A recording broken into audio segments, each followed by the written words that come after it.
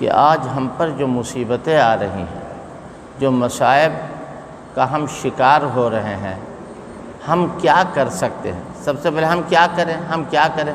Election کو نہ دیکھو، الیکشن کے جیت ہار کو مت دیکھو۔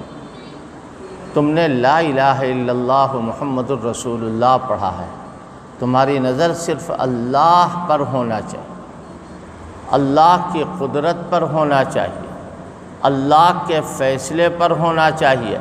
اللہ سے مدد مانگو، اے اللہ آپ ہماری مظلومیت کو قبول فرما لیجیے۔ ہم مظلوم ہیں، اگر آپ نے سمجھ لیا کہ ہم مظلوم ہیں اور آپ نے ہماری مظلومیت کو قبول کر لیا، تو پھر ہم یہی پڑھیں گے واتق دعوۃ المظلوم فإن بینہا وبین اللہ حجاب۔ مظلوم کی آہ سے، مظلوم کی پکار سے ڈرو، اس لیے کہ مظلوم کے درمیان اور اللہ کے درمیان کوئی پردہ، کوئی حاجب نہیں ہوتا ہے، لہٰذا اللہ پر نظر ہونا چاہیے۔ کلمہ پڑھنے کے بعد جو مسلسل عمل ہمارے لیے شریعت نے لازم اور ضروری قرار دیا ہے وہ نماز ہے۔ کلمہ کیسے سلامت رہے گا؟ اسلام کیسے سلامت رہے گا؟ نماز سے۔ نماز کا معاملہ بالکل اسی طرح سمجھو کہ جس طریقے سے اگر آدمی کے جسم سے خون نکل جائے، دل نہیں، دماغ نہیں، صرف خون نکال لیا جائے تو آدمی بے جان ہو جائے گا۔ اسی طریقے پر اسلام کے لیے نماز ضروری ہے، جس طریقے سے انسان کے جسم کے لیے خون ضروری ہے۔ اور نماز اس وقت تک آدمی نماز کا پابند نہیں ہو سکتا جب تک نماز میں جی نہ لگے۔ ہمارا اور آپ کا تو کوئی شمار ہی نہیں، ہم لوگ پتہ نہیں کس حال میں ہیں۔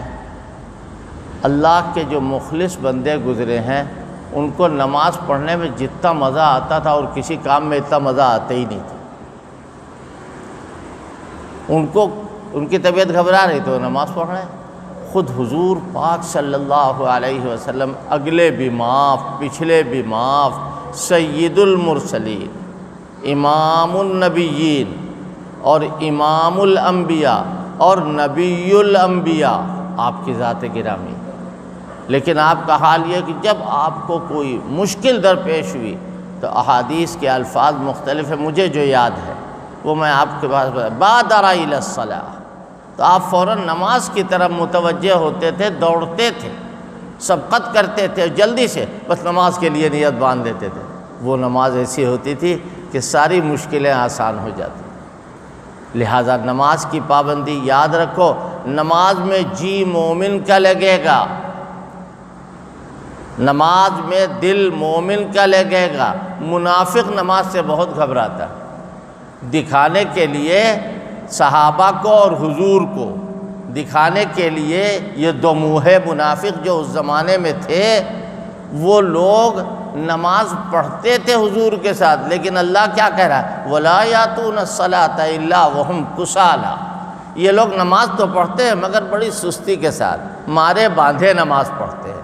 بہرحال یہ نماز ایک ایسی چیز ہے کہ جو ان جلسوں کا خاص موضوع، اور حضرت مولانا محمد منظور نعمانی اللہ پاک ان کے درجات کو بلند فرمائے، وہ فرماتے تھے، اور یہاں سب لوگوں نے دیکھا ہے کہ حضرت امام اہل سنت رحمۃ اللہ علیہ کا واس تو صرف نماز پر ہوتا، صرف۔ میں نے اپنے والد مولانا عبدالسلام فاروقی رحمۃ اللہ علیہ کو دیکھا ہے کہ کچھ بھی بیان کریں، آخر میں یہ کہ بھئی جو کچھ بیان کیا مقصد تو اس کا یہ ہے کہ اللہ کے دربار میں حاضر ہو جاؤ، نماز پڑھو، مسلمان بنو۔ آج ہمارے اندر خاص طور پر نوجوانوں، اچھا ایک بات بتا دیجئے بس ختم، صرف سوال ہے، کوئی آدمی نماز زیادہ اہتمام کے ساتھ پڑھتا ہے یا موبائل زیادہ اہتمام کے ساتھ دیکھتا ہے؟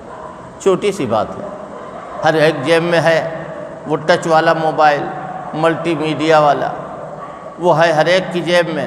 موبائل زیادہ دیکھتا ہے یا نماز کی طرف توجہ؟ اور اگر اس کے بعد کچھ اور کہہ دے کہ قرآن زیادہ دیکھتا ہے یا موبائل زیادہ دیکھتا ہے، جواب صفر آئے گا۔ ہفتوں مہینوں ہو جاتے ہیں قرآن مجید کھولتے نہیں۔ قرآن مجید کھلتا نہیں ہے۔